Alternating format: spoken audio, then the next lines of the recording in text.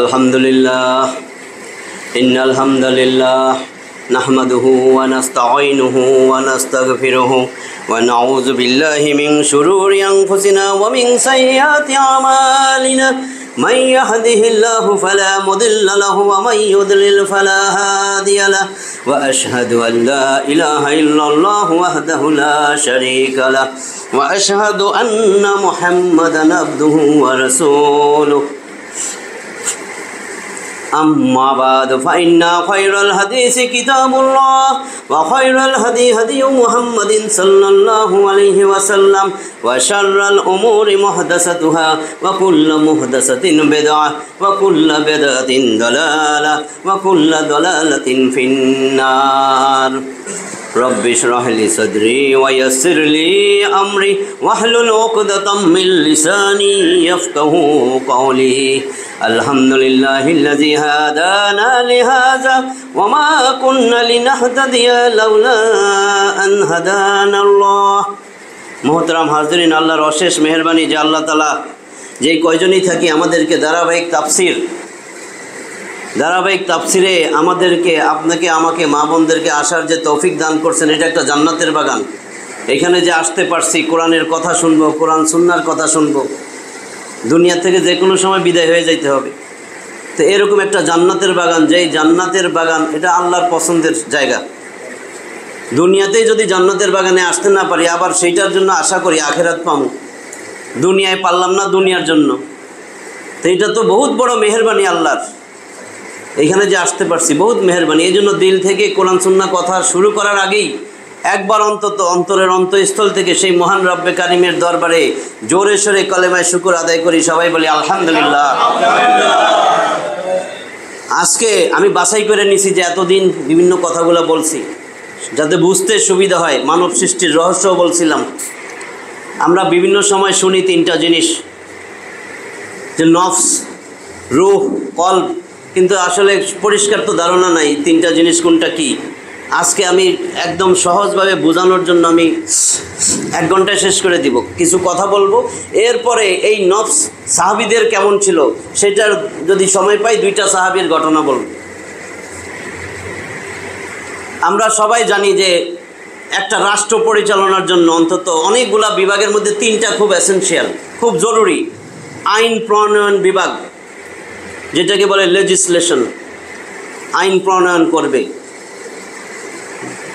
আর judiciary বিভাগ, বিচার বিশ্লেষণ করবে। এরপরে আইন প্রয়োগ করবে, আইন প্রয়োগকারী, বাস্তবায়ন, এক্সিকিউটিভ যেটা। তো ঠিক যদি মানুষের দেহটারে আমরা মনে করি একটা রাষ্ট্র, এখানেও 3টা জিনিস আছে। ওই যে আইন প্রণয়ন মানে আইনটাকে উদ্ভাবন, আইন উঠাবে, এটা চাই সেটা চাই। তা আমাদের নফস আইন প্রণয়ন বিভাগের মতন, এটা চাই সেটা চাই, নারী চাই, বাড়ি চাই, গাড়ি চাই, চাই শুধু চাই, এটা দাও সেটা দাও, এটা নফসের কাজ। তো নফস যতই দাবি করুক, এই দাবি সঠিক কিনা বিচার বিশ্লেষণ করতে হবে জুডিশিয়ারি বিভাগ। জুডিশিয়ারি বিভাগের কাজ করে আমাদের রূহ, যে নফসের দাবিটা সঠিক কিনা, সঠিক হইলে সেটার পক্ষে রায় দিবে রূহ, আর ব্যাঠিক হইলে সেটার বিপক্ষে রায় দিবে। তো রূহ রায় দিল, রূহের রায় এখন কার্যকর করবে কলব। এই 3টা। এখন মনোযোগ দিয়া শুনেন, নফসটা কি? নফস বাংলায় আমরা বলি আত্মা, মন। হয় আমার মন যা চায় আমি তাই করি, তার মানে নফস যা চায় সেটাই করে সে। নফস আরবিতে বলে নফস। একটা মানুষকে যখন আল্লাহ তাআলা পরিপূর্ণভাবে বানায়, তার বাহ্যিক অঙ্গ, হাত পা চোখ কান যা বাইরে দেখা যায়, ভিতরে লিভার কিডনি ফুসফুস যা আছে, ব্রেন, হার্ট, এগুলা যেগুলা দেখা যায় না, ভিতরের অঙ্গ, এই সব বানানোর পরে আল্লাহ যখন নফস দিয়ে দেন, তখন মানুষটাকে বলে এটার গঠনগতভাবে সে পরিপূর্ণ। এখনও কিন্তু সে জীবিত না। জীবিত হইতে হলে আল্লাহর আদেশ লাগবে,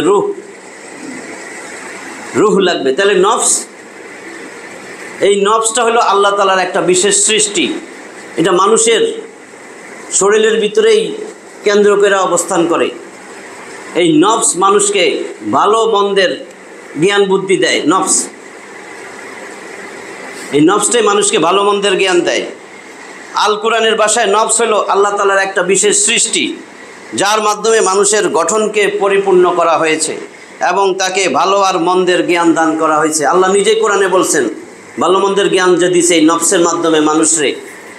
কোথায় আছে? 91 নম্বর সূরা, সূরা আশ-শামস, 15টা আয়াতেরই সূরা, 7 আর 8 নম্বর আয়াত। নফসের কসম খেয়া বলেন ওয়া নাফসি ওয়া মা সাওয়াহা ফাআলহামাহা ফুজুরাহা ওয়া তাকওয়াহা। ওয়া নাফসি ওয়া মা সাওয়াহা, আমি কসম করতেছি নফসের, এবং যিনি এটাকে সুষম করেছেন, সুঠাম করেছেন, মানে যে এই মানুষটারে সমস্ত অঙ্গ প্রত্যঙ্গ দিয়া সুন্দর সামঞ্জস্য সুঠাম করছেন, এটারে বেঢঙ্গের বানান নাই, বিশ্রী করেন নাই। আল্লাহ এটার শপথ করে বলতেছেন। আর বলতেছেন এলহাম করছি, ফাআলহামাহা, এলহাম জ্ঞান দান করা হয়েছে। কিসের জ্ঞান দিয়েছেন? ফুজুরাহা, অসৎ কোন কাজগুলা, মন্দ কাজ, অসৎ কাজ, সেটারও জ্ঞান দেওয়া হয়েছে, এই কাজগুলা খারাপ।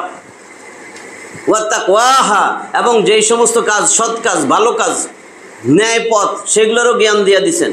তার মানে নফসে এই জ্ঞান দিয়া, মানুষের মধ্যে এই জ্ঞান দিয়া দিছেন, ভালো মন্দের জ্ঞান।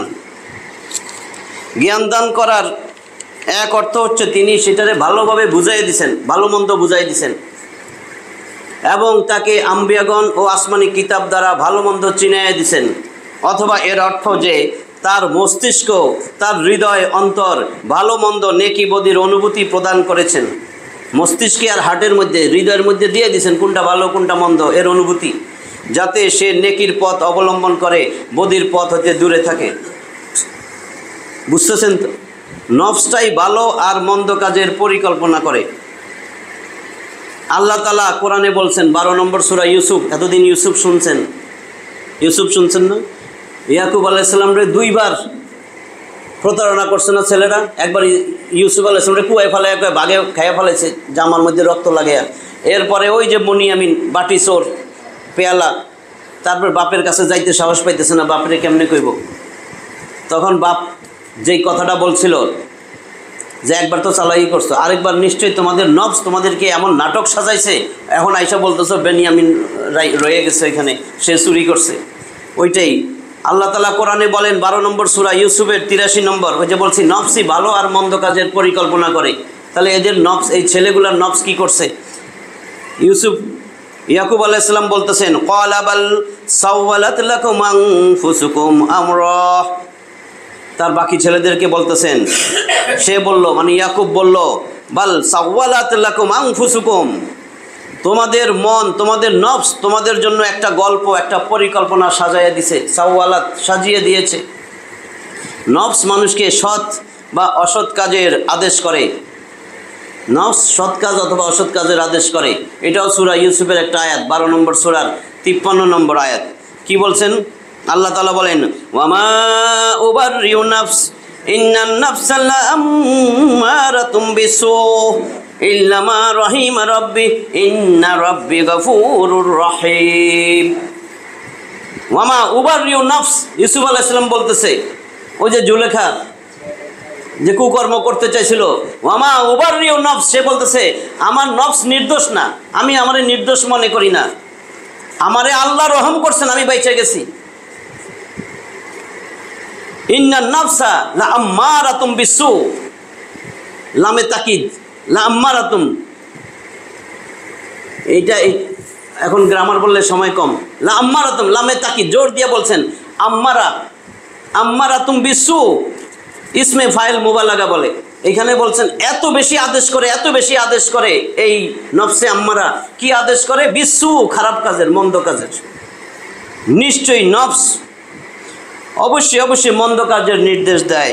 আমার রব যাকে দয়া করেন সে ছাড়া নিশ্চয়ই আমার রব ক্ষমাশীল, পরম দয়ালু, ইউসুফ আলাইহিস সালাম বলতেছেন। আর প্রত্যেকটা নফসই মরণশীল। আল্লাহ তো অনেক জায়গায় বলছেন, সূরা আল ইমরান 3 নম্বর সূরার 185 নম্বর আয়াত, সূরা 21 নম্বর সূরা আম্বিয়ার 35 নম্বর আয়াত, 29 নম্বর সূরা আনকাবুত এর 57 নম্বর আয়াত, কুল্লু নাফসিন যায়িকাতুল মাউত, নিশ্চয়ই কুল্লু নাফসিন যায়িকাতুল মাউত, সব নফস, প্রত্যেকটা নফসই মৃত্যুর স্বাদ গ্রহণ করবে। প্রত্যেকটা নফস মৃত্যুর স্বাদ গ্রহণ করবে। মৃত্যুর পরে আখিরাতের জীবনে নফসের ভালো বা মন্দ কর্মের হিসাব নেওয়া হবে। নফস যেহেতু ভালো মন্দ সব পরিকল্পনা করে, তারও হিসাব নেওয়া হবে। নফস বলতে কোরআনে মানুষকে আল্লাহ নফস বুঝাইছেন, কারণ মানুষের দেহ, এই মাটির দেহের মধ্যে যখন নফস ঢুকায় তখন সে জীবন ফিরে পায়। তার মানে মানুষ বলতে দেহ এবং নফস এর সমন্বয়। আল্লাহ তাআলা বলেন 3 নম্বর সূরা আল ইমরানের 30 নম্বর আয়াত, সূরা আল ইমরান 30 নম্বর আয়াত, ইয়াউমা তাজিদু কুল্লু নাফসিম মা আমিলাত মিন খায়রিন মুহদারা ওয়া মা আমিলাত মিন সূ। সেই দিন প্রত্যেকটা নফস যা কিছু ভালো কাজ করতেছে চোখের সামনে তা দেখতে পাবে, এবং যা কিছু মন্দ কাজ করে তাও সে চোখের সামনে দেখতে পাবে। এতক্ষণ যা কিছু আলোচনা করছি তা থেকে বোঝা যায় জীবিত মানুষ মূলত দেহ এবং নফস বা আত্মার সমন্বয়ে গঠিত। এই কারণে কোরআনুল কারিমে মানুষকে নফস বলে সম্বোধন করা হয়েছে। যেমন আল্লাহ তাআলা বলতেছেন 74 নম্বর সূরা, সূরা মুদ্দাসির, সূরা মুদ্দাসির, বস্ত্র পরিহিত। মুদ্দাসির সূরা আছে না, 56টা আয়াতে, সূরা 38 নম্বর আয়াত, সেখানে বলতেছেন আল্লাহ, কুল্লু নাফসিম বিমা কাসাবাত রাহিনা। রাহিন, রাহিন মানে এই যে জমি জমা বন্ধক রাখে না, ব্যাংকের টাকা আনতে গেলে যে জিনিসটা বন্ধক রাখছে তারে বলে রহিন। বলতেছে এখানে প্রত্যেক নফস নিজ কৃতকর্মের দায়ে আবদ্ধ। দুনিয়াতে যা কাজ করতেছে এটা কিন্তু আল্লাহর কাছে বন্ধক দেওয়া, আটক। এই কৃতকর্মের উপরে নির্ভর করবে আল্লাহ আযাব দিয়া ধ্বংস করে দিবে নাকি তারে নাজাত দিবে, জান্নাত দিবে, কৃতকর্মের উপর নির্ভর করে। এবার আসেন নফসের বৈশিষ্ট্য। আমরা জানি নফস, মানুষের 3টা নফস, 3টা নফস না, নফস একটাই। বৈশিষ্ট্য হইল আল্লাহ কোরআনে যেটা বলছেন সেই বৈশিষ্ট্য মেইন প্রধানত 3টা, কিন্তু একটা মানুষের একটাই নফস থাকে। নফস একেবারে প্রথম যেই নফস, সৃষ্টিগতভাবে যেই নফসটা দেয় আল্লাহ, জন্মগতভাবে যেই নফস সৃষ্টিগত, সেইটার বলে নফসে আম্মারা। এই নফসটা হিন্দু, খ্রিস্টান, বৌদ্ধ, ইতর, বদমাইশ, আস্তিক, নাস্তিক, মুসলিম সবার জন্যই এই নফসে আম্মারা আল্লাহ দিয়ে দেন। প্রথম সৃষ্টিগত, এটা খালি মানুষকে খারাপ কাজের সুরসুরি দেয়, খারাপ কাজ করায়, মন্দ কাজ করায়, এটা মন্দ প্রবণ নফসে আম্মারা। এখন প্রশ্ন হবে তাহলে আল্লাহ নফসে আম্মারা দিল কেন? কারণ দুনিয়াটাই পরীক্ষার হল। নাহলে শুধু যারা মুসলমানের ঘরে আইছে কাফেররা বলতো এদেরকে তো ভালো নফস দিছে, এই জন্য এরা ভালো হয়েছে। এই জন্য নফসে আম্মারা, মন্দ প্রবণ নফস সবাইরে দিয়ে দিছেন আল্লাহ। এইবার মেহনত করে তুমি ঠিক হও, কারণ দুনিয়া পরীক্ষার হল, এটা পরীক্ষার জন্য দিছি তোমারে, এখানে তোমারে পরীক্ষা করা হবে। তাহলে প্রথম হইল নফসে আম্মারা, এটা মন্দ প্রবণ হওয়া। সৃষ্টিগতভাবে সাধারণত মন্দ প্রবণ হয়ে থাকে এই নফস, এবং মানুষকে অধিক পরিমাণে মন্দ কাজের আদেশ দেয়। নফসের মন্দ প্রবণতা প্রসঙ্গে আল্লাহ বলছেন, ওই যে একবার বলছে ইন্নান নাফসা লাআম্মারাতুম বিসু, 12 নম্বর সূরার ইউসুফের 53 নম্বর আয়াত। নিশ্চয়ই নফস অধিক পরিমাণে মন্দ কাজের আদেশ দেয়, যেটা নফসে আম্মারা। এই ধরনের নফসকে দর্শন শাস্ত্রের ভাষায় বলে কুপ্রবৃত্তি। আরবি ভাষায়, ওই যে একবার বলছি, আরবি ভাষায় কুপ্রবৃত্তি এটার বলে নফসে আম্মারা। দ্বিতীয় পর্যায়ে এই নফসে আম্মারাটাকে যদি আপনি সংশোধন করেন, কারণ সে মন্দ কাজ করতে থাকে, মন্দরে মন্দ বুঝে না, খারাপ কাজ কইরা সে শান্তি পায়, আনন্দ পায়, মন্দ কাজরে মন্দ বলে না। সে একটা সিনেমা দেখলো, সিনেমা দেখে এসে সে ফোন দিয়া বলবে, দোস্ত এই সিনেমাটা এত ভালো, আমি কাঁদতে কাঁদতে শেষ, আমি 4বার দেখে ফেলেছি, তুই একবার দেখ, বাবিরে লইয়া দেখিস, ফ্যামিলি লইয়া দেখিস। সে সিনেমা যে দেখছে, সিনেমা হলে 3 ঘন্টা বইছে, কত যে কবিরা গুনাহ শত শত হয়েছে, তার এটার কোনো ফিলিংসই নাই। সে আরেকজনের দাওয়াত দিতেছে যে দোস্ত তুইও দেখিস, এই নাটকটা হাসতে হাসতে পেট ব্যথা হয়ে গেছে, তোর যদি দুঃখ কষ্ট থাকে দূর হয়ে যাবে, এত সুন্দর নাটক, হাসতে হাসতে শেষ। সে জানে না যে এই যে নাটক দেখছে এটা যে কত গুনাহ। সে আরেকজনের বলতেছে, মানে গুনাহ যে এটাই তার মনে আসে নাই, গুনাহ। কয় এই গানটা শুনিস, আমি শুনতে শুনতে 100 বারের উপর শুনছি, আমি মুখস্থ পারি, এত সুন্দর গানটা। সে এগুলার দাওয়াত দিছে, দাওয়াত দেওয়াতে অনেকেই তো শুনছে। ফেসবুক, যে ফেসবুক চালাইতে পারেন না আমার মতন, আল্লাহ তো হেফাজত করছে মনে করবেন, আফসোস না, আমার কষ্ট হয় মাঝে মাঝে, শরম লাগে, লজ্জা লাগে ডাক্তারদের এনে যে এগুলো অন করতে পারি না, বুঝি না। কিন্তু যখন আমি দেখলাম, আরে এটা তো আল্লাহর যে রহমত, আল্লাহ হেফাজত করছেন। যারা ফেসবুক চালান, ফেসবুক দেখেন না, খালি লাইক দেয়, শেয়ার দেয়। একটা খারাপ সিন আসছে, সেটা দেখলেন আপনি, বন্ধু বান্ধবের কাছে শেয়ার করলেন। আরে শেয়ার করলে যে আপনি শেয়ার কত জনের কাছে পাঠাইলেন, যতজন এটা দেখবে সবাই গুনাহ ফ্লেক্সিলোড হবে। শুধু শেয়ার তো দূরে থাক, লাইক যে দিলেন, লাইক মানে কি? সাপোর্ট দিলেন, ঢেউ তুললেন, ঢেউ, মন্দ কাজের ঢেউ তুলে দিলেন।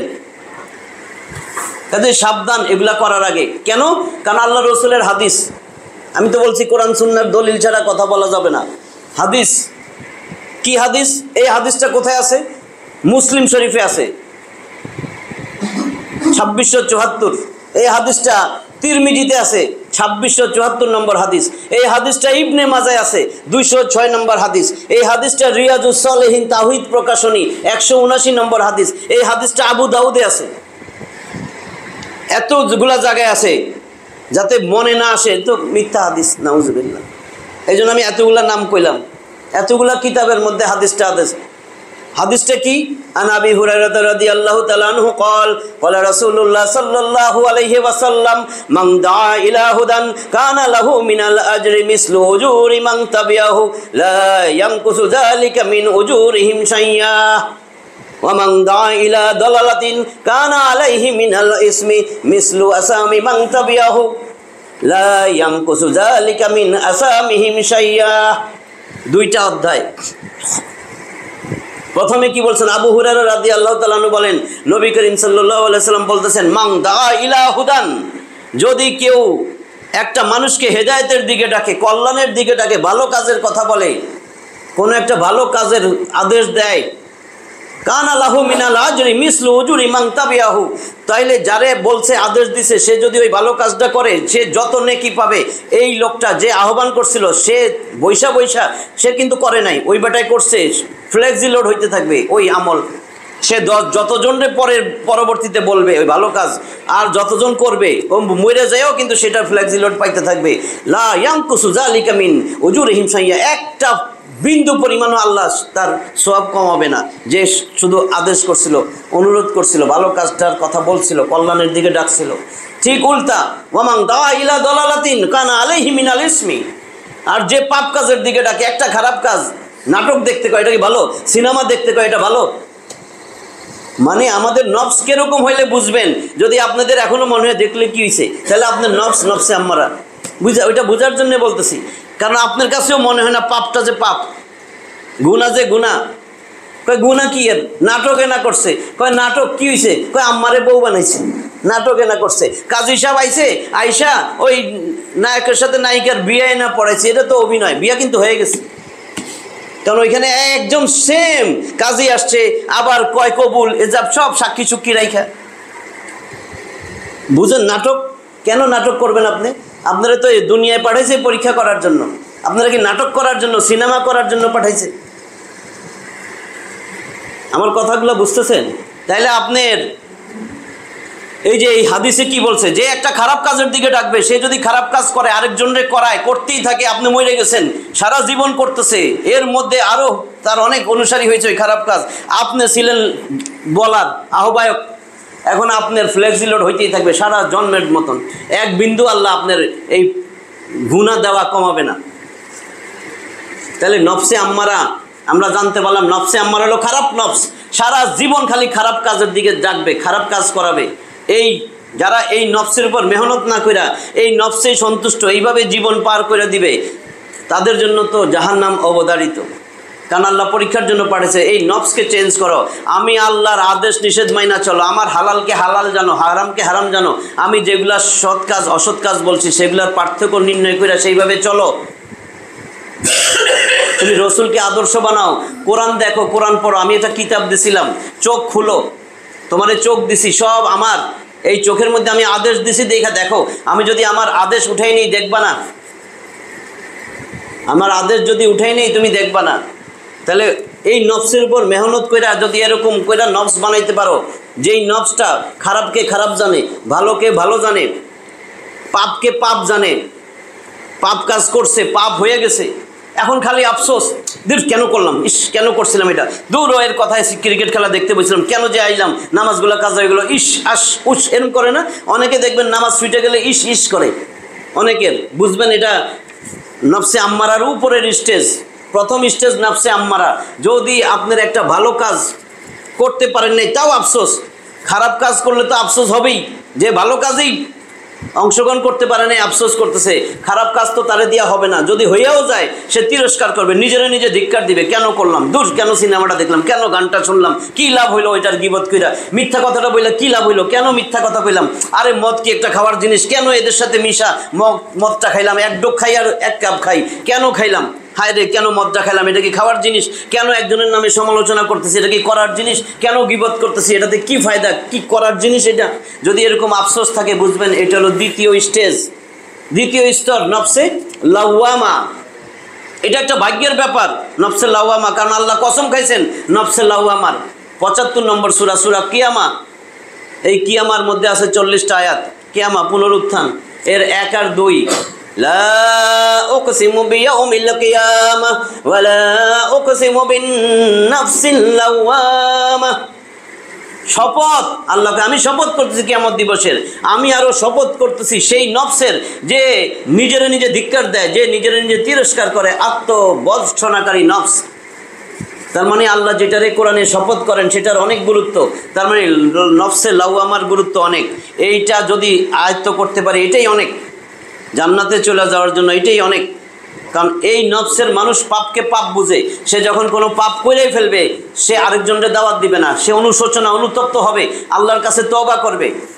আল্লাহ রসুল বলছেন ওই মানুষ সবচেয়ে শ্রেষ্ঠ, সবচেয়ে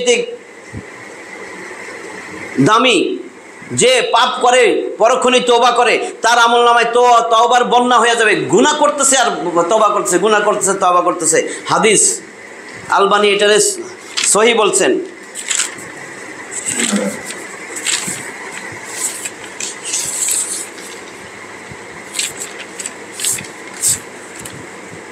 পরে বলবো। তাহলে আমার এটা হলো দ্বিতীয় স্টেজের নফস, নফসে লাওয়ামা দ্বিতীয় স্টেজ। এরপরে তৃতীয় স্টেজ, যেই নফস এই পাপরে পাপ জানলো, হঠাৎ ভুলে পাপ হয়ে গেল, মাঝে মধ্যেই তওবা করে আবার পাপ কাজ হয়ে যায়, এটা হলো দ্বিতীয় স্টেজ। আর এর উপরের স্টেজ, আরও পরিশ্রম কইরা মেহনত কইরা সে এমন একটা নফস বানাইলো, সে ভালো কাজ ছাড়া খারাপ কাজের দিকে যাই না, ভালো কাজেরও প্রতিযোগিতা করে, যেটা নবী রাসূলদের নফস, নফসে মুতমাইন্না, প্রশান্ত নফস। সাহাবীরাও এই নফস আয়ত্ত করে ফেলছেন, এটা সাধারণত নবী রাসূলদের। তবে অলিয়া উলিয়া অনেক আছেন, আল্লাহর ওলি যাদের, তারাও এই নফসের অধিকারী হয়ে গেছেন। যত মেহনত করা যায়, যত আল্লাহর আদেশ নিষেধ, যত কোরআনের কাছে যাওয়া যায়, কোরআনের তেলাওয়াত করা যায়, কোরআন বোঝা যায়, হৃদয়ঙ্গম করা যায়, আলেম ওলামাদের সাথে বন্ধুত্ব করা যায়, সেই মাহল সেই পরিবেশে আসা যাওয়া করা যায়, ততই আপনার দিলের ভিতরে এই কোরআন সুন্নাহর। এখানে বসে কিন্তু অনেকেই চিন্তা করতেছেন আমি কোরআন পড়বো, কোরআন বুঝবো, হ্যাঁ, কিন্তু বাইরে গেলে আবার শেষ। তার মানে কল পরিবর্তনশীল। এখন যেটা মনে হইতেছে আরেক পরিবেশে যাবেন, পরিবেশ কত বড় জিনিস, এখানে বৈশা কেউ গুনাহ করতেছেন না। এখন ক্রিকেট খেলার মাঠ, সিনেমা হল, সেখানে ঠিকই গুনাহ করতেন, হ্যাঁ, নিজের অঙ্গন, রাজনৈতিক অঙ্গন, সেখানেও গুনাহ করতেন, একজন একজনের গীবত করতেন, হ্যাঁ, কিন্তু এরকম পরিবেশে গুনাহ হয় না। তাহলে এটা হলো নফসে মুতমাইন্না। যাদের নফসে মুতমাইন্না, এই নফস যারা আয়ত্ত করতে পারছে, তাদের জন্য আল্লাহ নিজে তাদের মৃত্যুর সময় 2টা তাফসীর আছে, 2টা তাফসীর এই নফসে মুতমাইন্নার ব্যাপারে। একটা তাফসীর হলো আব্দুল্লাহ ইবনে আব্বাস রাদিয়াল্লাহু তাআলা আনহু আর আব্দুল্লাহ ইবনে জুবায়ের রাদিয়াল্লাহু তাআলা বর্ণনা। তারা বলেন এটা কিয়ামত দিবসে হাসরের মাঠে আলাদা আলাদাভাবে আল্লাহ তাদেরকে সামনে আইনা এটা বলবেন। কি বলবেন? ইয়া আইয়াতুহান নাফসুল মুতমাইন্নাহ ইরজিই ইলা রাব্বিকি রাদিয়াতাম মারদিয়াহ ফাদখুলি ফি ইবাদি ওয়াদখুলি জান্নাতি। 89 নম্বর সূরা ফজর, ফজরের শেষ 4টা আয়াত 27, 28, 29, 30 ডাক দিতেছেন আল্লাহ, ইয়া আইয়াতুহান নাফসুল মুতমাইন্না, হে প্রশান্ত আত্মা, নফসে মুতমাইন্না, প্রশান্ত আত্মা, ইরজিই, তোমরা ফিরে আসো, তোমার রবের দিকে ফিরে আসো সন্তুষ্ট চিত্তে, সন্তোষভাজন হয়ে। আমি আল্লাহ তোমাদের উপর সন্তুষ্ট, আমি রাজি খুশি হয়ে গেছি। তোমরা আসো, আমার বান্দাদের অন্তর্ভুক্ত হয়ে যাও। যাও যাও, জান্নাতে চলে যাও, যাও যাও, জান্নাতে চলে যাও। আরেক রেওয়ায়েতে আছে, এই আব্দুল্লাহ ইবনে আব্বাস আর ওই ওনারা বলতেছেন, ওই কি নাম বললাম, জুবায়ের, আব্দুল্লাহ ইবনে জুবায়ের বলেন যে না, এটা দুনিয়াতে থাকতে মৃত্যুর সময় বলা হবে, মৃত্যুর সময় এই কথাগুলো বলা হবে। যে আব্দুল্লাহ ইবনে আব্বাস রাদিয়াল্লাহু তাআলা আনহু বলেন, যখন এই আয়াতটা নাজিল হয়, নবীর সাথে উপবিষ্ট ছিলেন আবু বকর, নবীর কাছাকাছি ছিলেন আবু বকর রাদিয়াল্লাহু তাআলা আনহু। যখন এই আয়াত নাজিল হয়েছে, এই আয়াতটা শুইনা আবু বকর বলতেছেন, এত চমৎকার বাণী। রসুল বলেন, হে আবু বকর রাদিয়াল্লাহু তাআলা আনহু, তোমার ব্যাপারেও এই কথাগুলো বলা হবে। আবু বকর রাদিয়াল্লাহু তাআলা আনহুর ব্যাপারেও এইটা বলবেন আল্লাহ। আর আব্দুল্লাহ ইবনে জুবায়ের রাদিয়াল্লাহু তাআলা আনহু বলতেছেন, সাইদ ইবনে জুবায়ের রাদিয়াল্লাহু তাআলা আনহু বলেন, আমি যখন এই আয়াত তেলাওয়াত করছিলাম, তেলাওয়াত করেছি, তখন আমার এই আয়াতটা শুইনা আবু বকর বলতেছিলেন, কি চমৎকার বাণী। এই কথা শোনার পরে রসুল বলেন, হে আবু বকর, তোমার মৃত্যুর সময় ফেরেশতারা তোমাকে এই কথাটাই শোনাবে। এবার একটা ঘটনা বলে দেই, তাফসিরে ইবনে কাসিরে আছে। তাফসিরে ইবনে কাসিরে ইমাম তিবরানি রাদিয়াল্লাহু তাআলা রহিমাহুল্লাহ এটা বর্ণনা করছেন। ইমাম আবি হাতেম রহিমাহুল্লাহ আর ইমাম তিবরানি বর্ণনা করছেন। তাফসিরে ইবনে কাসিরে ঘটনাটা আসছে। ঘটনাটা হইল, একবার মনে অনেক আগে বলছি, হযরত সাইদ ইবনে জুবায়ের বলেন, এই যে আমরা আব্দুল্লাহ ইবনে আব্বাসের নাম শুনি, রাইসুল মুফাসসিরিন, অনেক বড় মুফাসসির। আব্দুল্লাহ ইবনে আব্বাস তায়েফে মৃত্যুবরণ করেন। যখন তিনি তায়েফে মৃত্যুবরণ করেন, সেই সময় কোথা থেকে এমন একটা পাখি আসলো, জীবনে কেউ এই পাখিটা দেখে নাই। এই পাখিটা এসে তার মৃতদেহের ভিতরে ঢুকে গেছে। এই পাখিটারে কেউ বাইর হইতেও দেখে নাই কখনো। তারপরে তার দাফন কাফন হয়েছে, তার কবর দেওয়া হয়েছে।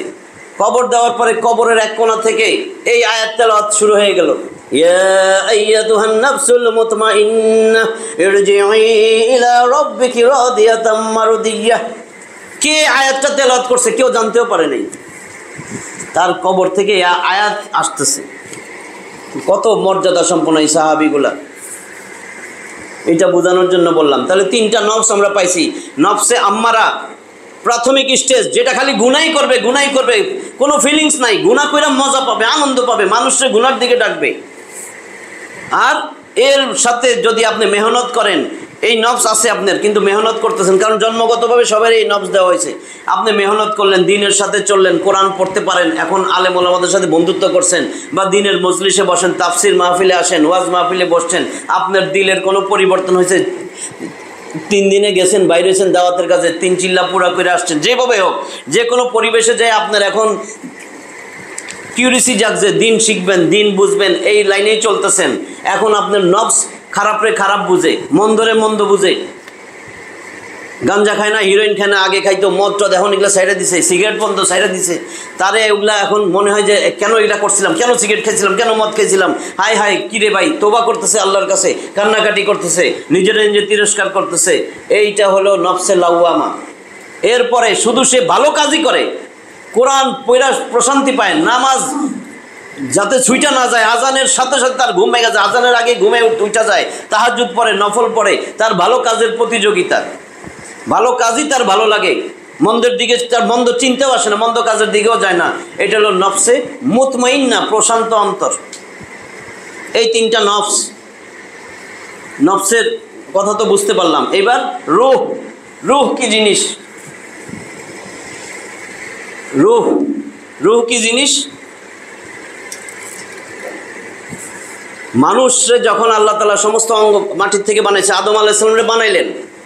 আদম আলাইহিস সালামরে মাটির উপাদান, মাটি, পানি, আগুন, বাতাস সব কিছু ইত্যাদি মিলে আদম আলাইহিস সালামের দেহ গঠন করলেন। বাহ্যিক অঙ্গ প্রত্যঙ্গ, অভ্যন্তরীণ অঙ্গ প্রত্যঙ্গ সব দিলেন, নফস দিয়ে দিলেন। এইবার সে কিন্তু কোনো কার্য করতে পারতেছে না, নড়াচড়াও করতে পারতেছে না, কিন্তু তার সমস্ত অঙ্গ প্রত্যঙ্গ আছে, নফসও আছে। আল্লাহর আদেশ লাগবে, রূহ ফুইকা দিতে হবে। রূহ হলো আল্লাহর আদেশ। যখন এইখানে রূহ ফুঁকে দিছে, তখনই আদম আলাইহিস সালাম জীবন ফিরে পেয়েছে, হাত নড়ে, পাও নড়ে, উঠা বসছে, একটা হাঁচি দিছে, আলহামদুলিল্লাহ বলছেন, ফেরেশতাদেরকে বলছেন তোমরা এটা সেজদা করো। এটা তো জানেন, আয়াত আছে।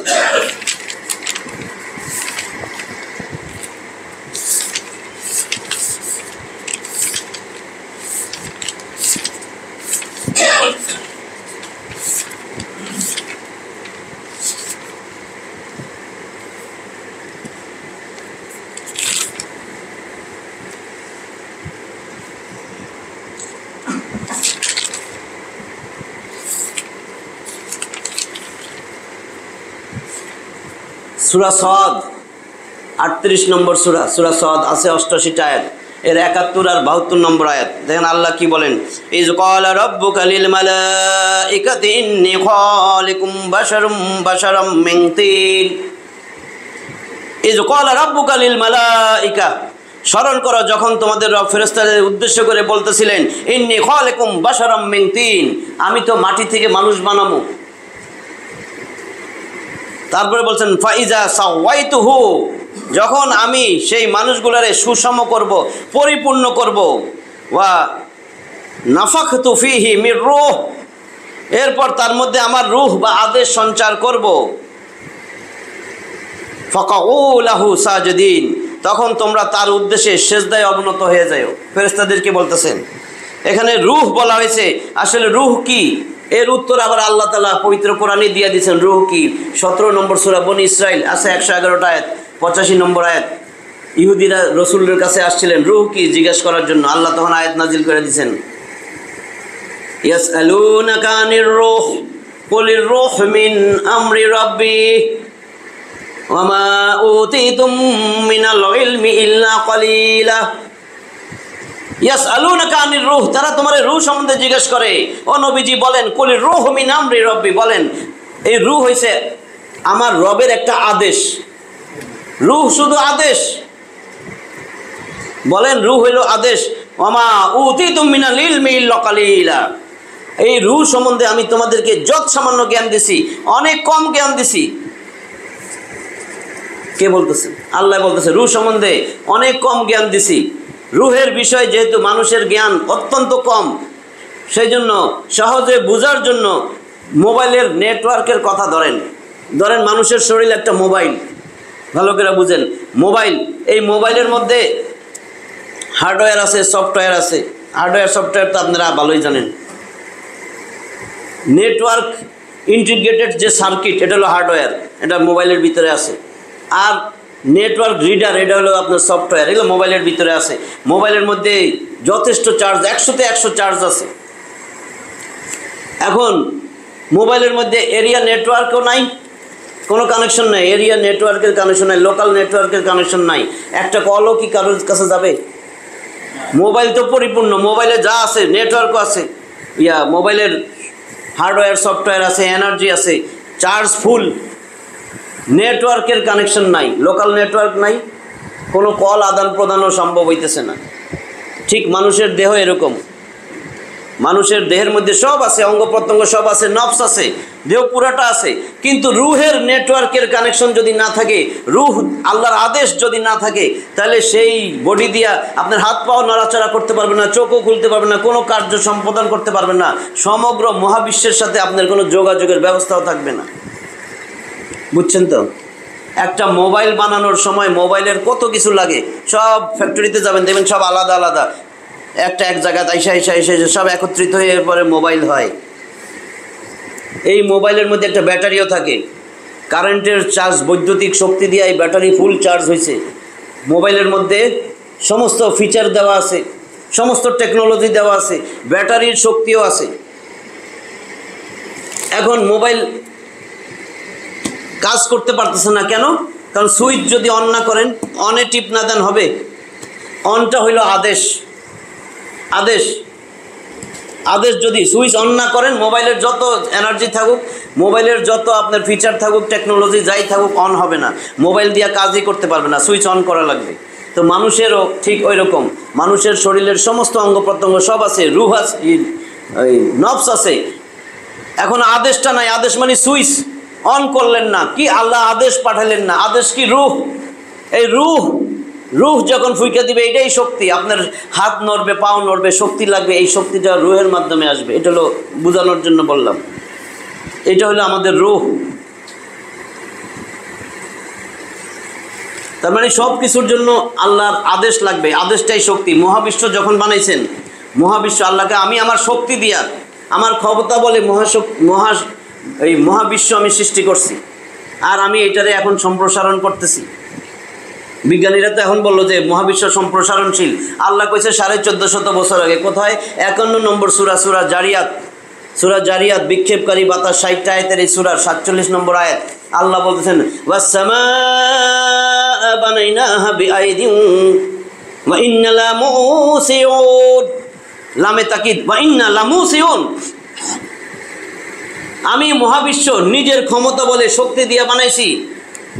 তারপরে বলতেছেন ওয়া ইন্না লামুসিউন, অবশ্যই অবশ্যই, লামে তাকিদ, নিশ্চয়ই আমি সেটার সম্প্রসারণকারী, মহা সম্প্রসারণকারী। আমি নিজেই, আমি সেটারে সম্প্রসারণ করতেছি। এখান থেকে আমরা জানতে পারি মহান আল্লাহ তাআলার শক্তি না হইলে মহাবিশ্বের কিছুই সৃষ্টি হইতো না, এবং এই শক্তি হচ্ছে মহান আল্লাহর আদেশ। আর সেটা কি? কুন ফায়াকুন। সূরা ইয়াসিন 36 নম্বর সূরা, আমরা সবাই জানি, তার 83 আয়াত, 82 নম্বর আয়াত। ইন্নামা আমরুহু ইযা আরাদা শাইআন আইয়াকুলা লাহু কুন ফায়াকুন। আল্লাহকে আমি যখন কোনো কিছু করতে ইরাদা করি, চাই, ইচ্ছা করি, আমি শুধু বলি কুন হও, আর সেটা হয়ে যায়। তো এটা হলো আল্লাহর আদেশ, কুন ফায়াকুন।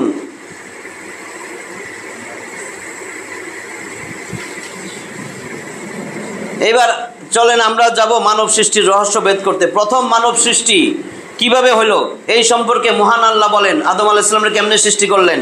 আল্লাহ বলতেছেন সূরা আল ইমরান 3 নম্বর সূরা 59 নম্বর আয়াত, ইন্নামা সালা ঈসা ইনদাল্লাহ কামাসালি আদম খলাকাহু মিন তুরাব সুম্মা ক্বালা লাহু কুন ফায়াকুন। আল্লাহ বলতেছেন ইন্নামা সালা ঈসা ইনদাল্লাহ, আমি আল্লাহর কাছে ঈসার দৃষ্টান্ত, আমি আল্লাহর কাছে আদমের মতোই। কি হয়েছে এখানে? খলাকাহু মিন তুরাব, আমি তো আদমরে মাটি থেকে বানাইছিলাম, এরপর আমি বলছি কুন ফায়াকুন, তার জীবন ফিরে আসছে, আদেশ দিয়ে দিছি তার শরীরের ভিতরে, তারপর বললাম হও, তখন সে হয়ে যায়। এখানে একটা জিনিস বুঝে আসে, তা হচ্ছে আদম আলাইহিস সালামের সব কিছু তৈরি করার পরে, হুকুম দেওয়ার পরে, যখন হুকুম পেলেন তখন তিনি জীবিত হয়ে উঠলেন। তাহলে আমি নফসের কথা বললাম, রূহ বুঝলেন, রূহ হলো আল্লাহর একটা আদেশ। এবার আসেন কলব। রূহের ব্যাপারে আরেকটা গুরুত্বপূর্ণ জিনিস আছে, যে আমরা মৃত্যুর সময় বিভিন্ন মতভেদ আছে, কিন্তু আল্লাহ সেই মতভেদ দূর করে দিয়েছেন। 39 নম্বর সূরা জুমার, দলবদ্ধ জনতা, সেখানে আছে 75 আয়াত, 42 নম্বর আয়াত, যে আমরা যখন ঘুমাই এটা একটা ছোট মৃত্যু, আর যখন মারা যায় এটা বড় মৃত্যু। তাহলে মৃত্যুর সময় মানুষ এই যে এখন যা মন চায় তাই করতে পারতেছে তার শরীর, কারণ এখানে আল্লাহর আদেশ আছে। তার শরীরের মধ্যে বাহ্যিক অঙ্গ, আভ্যন্তরীণ অঙ্গ আছে, নফস আছে, রূহ আছে। তাহলে কি এমন জিনিস, এই শরীরই নিথর হইয়া পড়ে থাকে, কি এমন জিনিস বাইরে গেছে, এখন সে নড়াচড়াও করে না, হার্টবিট নাই, কিচ্ছু নাই। ঘুমের মধ্যে তো সে গাও চুলকায়, এই পাশ ওই পাশ করে, হার্টবিট পাওয়া যায়, স্বপ্নও দেখে, তার মানে ব্রেনও কাজ করতেছে, স্বপ্ন দেখে, আবার হার্টবিট চলতে, ডুব ডুব ডুব ডুব করতেছে, হার্টও চলতেছে। তার মানে ঘুমের মধ্যে সে মৃত্যুবরণ করছে, এটা হলো ছোট মৃত্যু।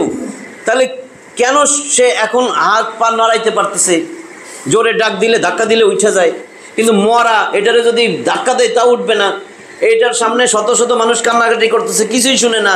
এইটারে যদি হাত পা কাইটাও ফেলাই তাও সে বুঝবে না, বাধাও দেয় না। দুইটার মধ্যে পার্থক্য কি? দুইটা তো এতক্ষণ তো সে ঠিকই ছিল।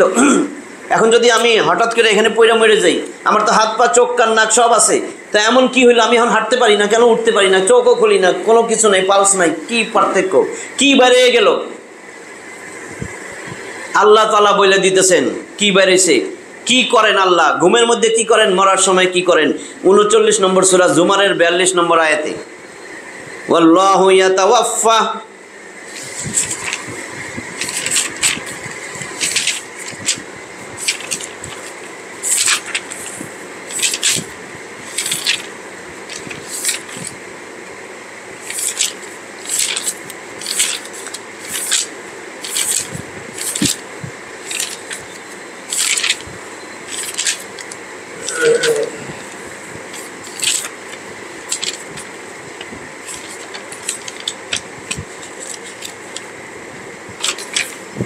সূরা জুমারের 42 নম্বর আয়াত, আল্লাহু ইয়াতাওয়াফাল আনফুসা হিনা মাউতিহা ওয়াল্লাতী লাম তামুত ফি মানামিহা ফায়ুমসিকুল্লাতী ক্বাদা আলাইহাল মাউত ওয়া ইউরসিলুল উখরা ইলা আজালিম মুসাম্মা ইন্না ফি যালিকা লাআয়াতিন লিকাউমি ইয়াতাফাক্কারুন।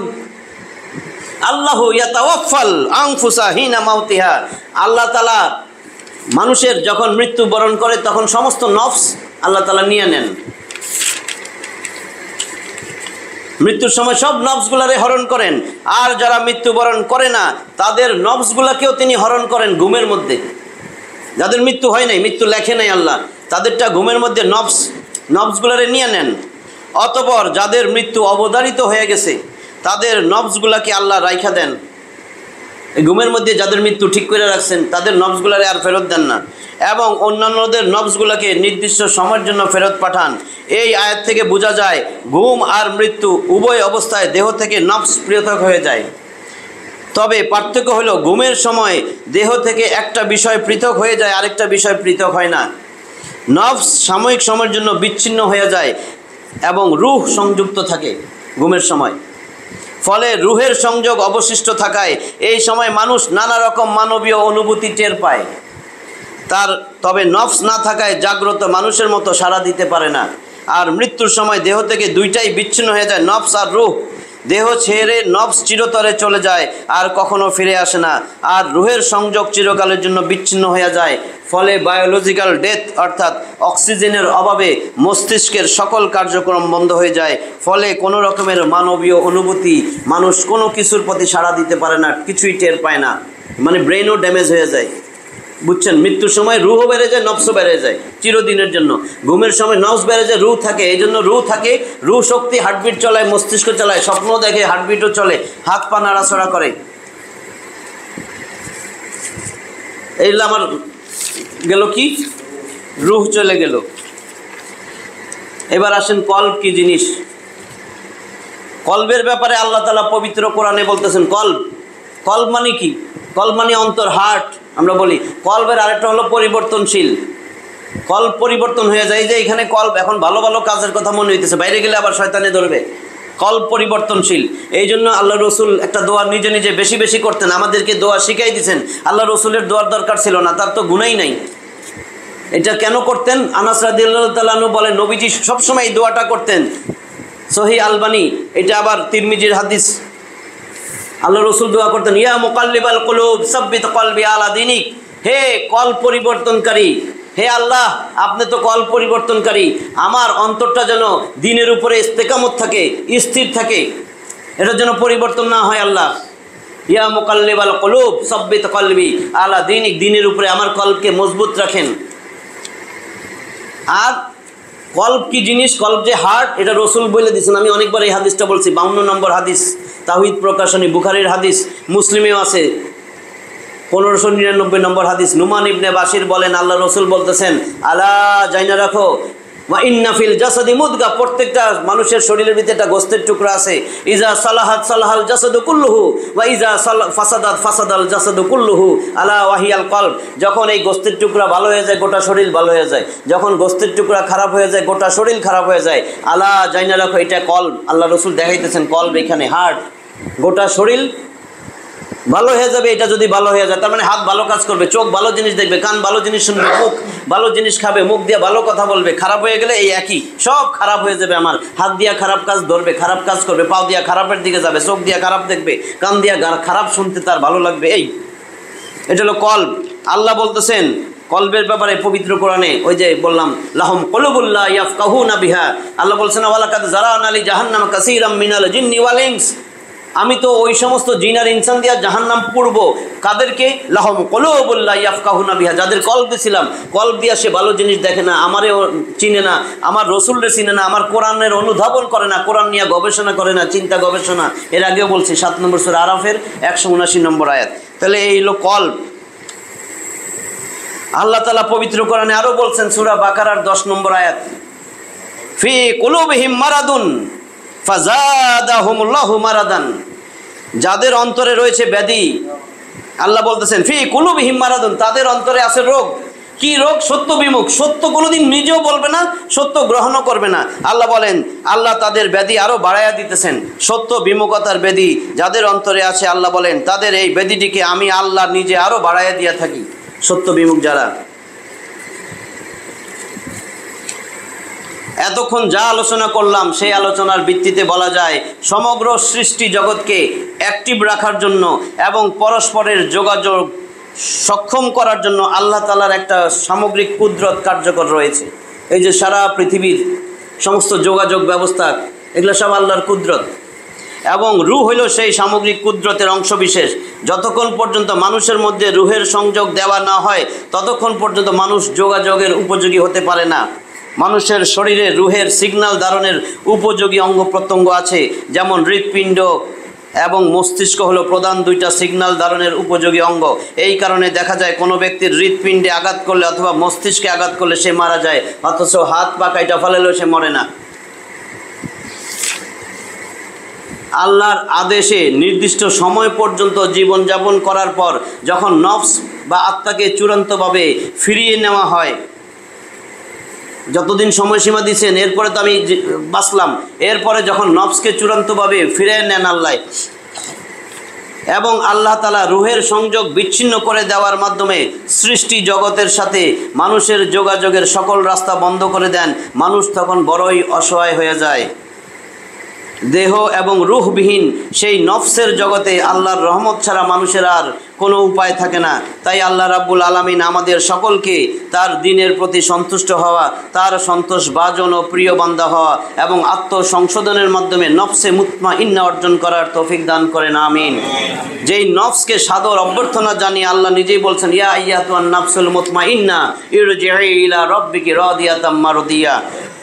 এই নফস অর্জন করছেন সাহাবীরা। তো সাহাবীদের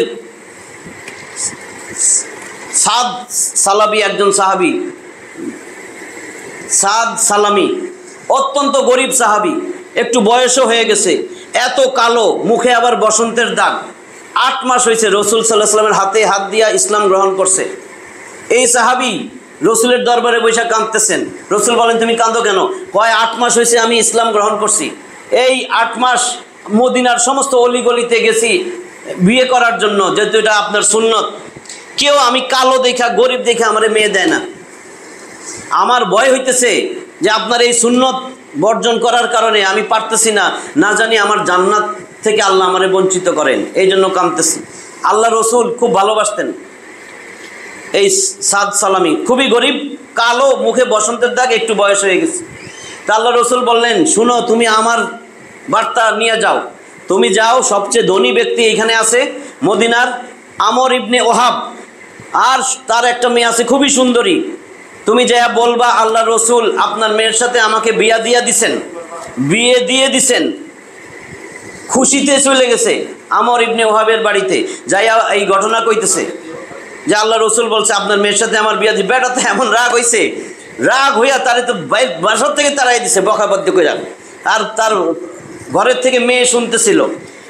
যখন বাপ ঘরের ভিতরে গেছে, মেয়ে বলছে, হে আব্বা, আপনার এত বড় সাহস, রাসূল যারে পাঠাইছে আপনি তারে অবজ্ঞা করলেন, আপনি তারে তিরস্কার করে তারে তাড়াই দিলেন, আপনি জানেন কত বড় অন্যায় হয়েছে। আমার তো কোনো আপত্তি নাই, সে কালো থাকুক, সে গরিব থাকুক, আমি এই বিয়াতে রাজি।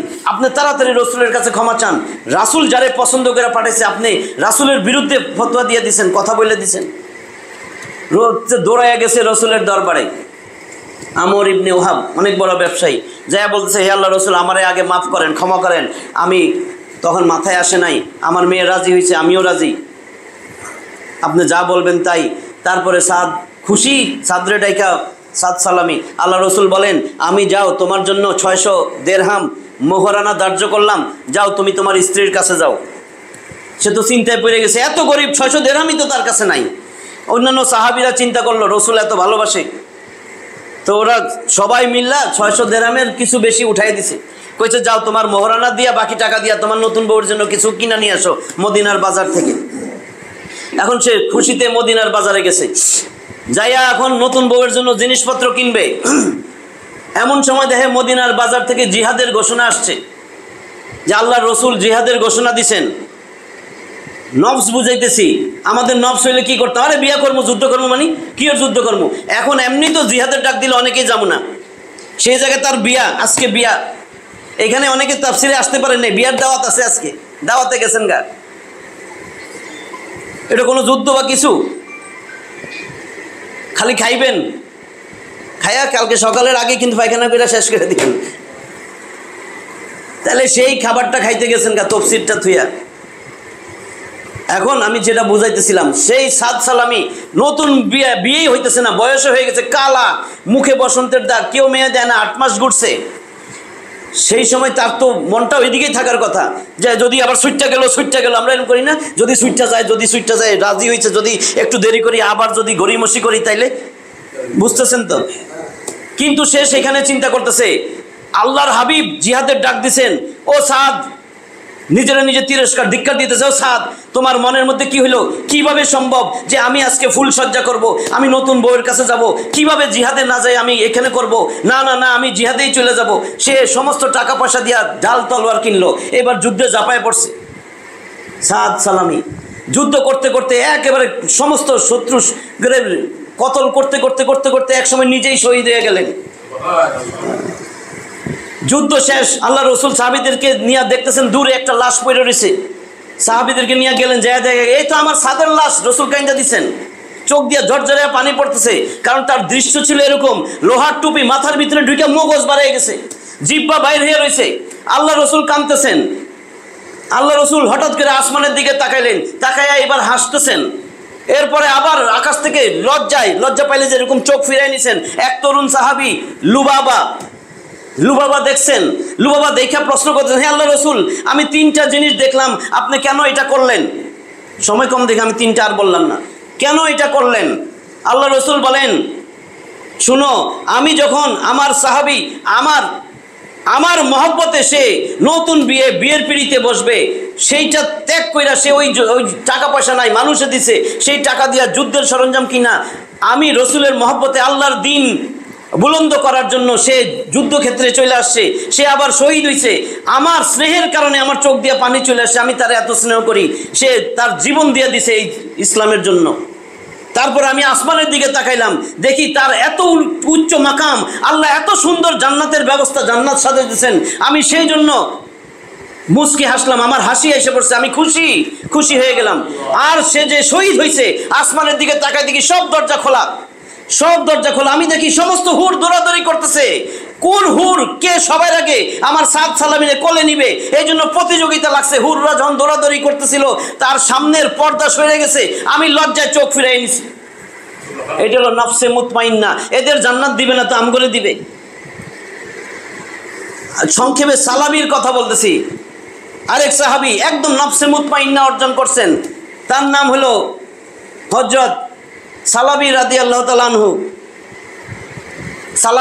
হযরত সালাবা রাদিয়াল্লাহু তাআলা আনহু, নবীর এত ইয়াং সাহাবী, তরুণ, 16-17 বছর বয়স, নবীর বার্তাবাহক, মদিনার মধ্যে সে খালি ঘুরে বেড়াইতো, আল্লাহ রসুলের বার্তাবাহক, বার্তা পৌঁছাইতো।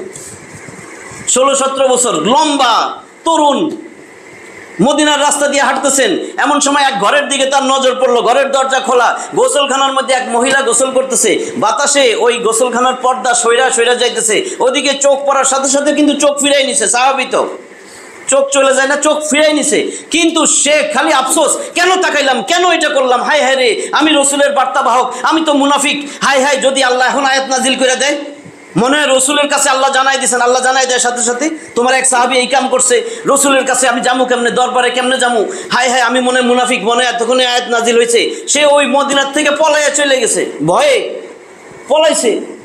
মদিনার শেষ সীমানা, মক্কা আর মদিনার মাঝখানে পর্বত, যেখানে অনেক ঘনবসতি পর্বতমালার, সেইখানে যে এক গুহায় আশ্রয় নিছে, 1 দিন 2 দিন 3 দিন এরকম করে সময় যাইতেছে। আল্লাহ রসুল সালাবারে না দেখা, বার্তাবাহক সালাবারে না দেখা সাহাবীদেরকে জিজ্ঞেস করে, কোনো সাহাবী কোনো খবর দিতে পারে না। নবী আরো অস্থির, 1 দিন 2 দিন 3 দিন 40 দিন পার হয়ে গেছে। নবী একবার বলতেছেন, ও ওমর, তুমি আরো সাহাবী নিয়ে যাও, আমার সালাবারে খুঁজে আনো।